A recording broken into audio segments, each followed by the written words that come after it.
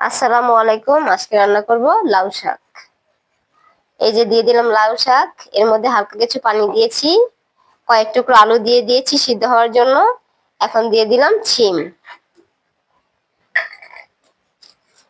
দিয়ে দিলাম 1 চিমটি লবণ। এগুলো আস্তে আস্তে সিদ্ধ হওয়ার পর ছেঁকে নিতে হবে।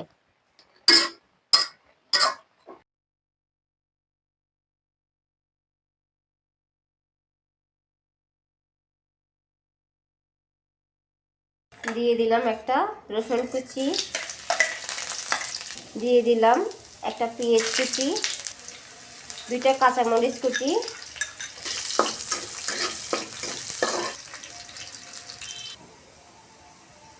হয়ে গেছে। দিয়ে দিলাম লাউ শাক, 1 চামচ ধনে পাতা কুচি।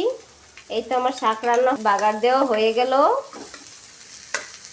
এই যে আমার লাউ শাক রান্না হয়ে গেছে। এমনইভাবে নতুন নতুন ভিডিও নিয়ে আপনাদের মাঝে চলে আসব।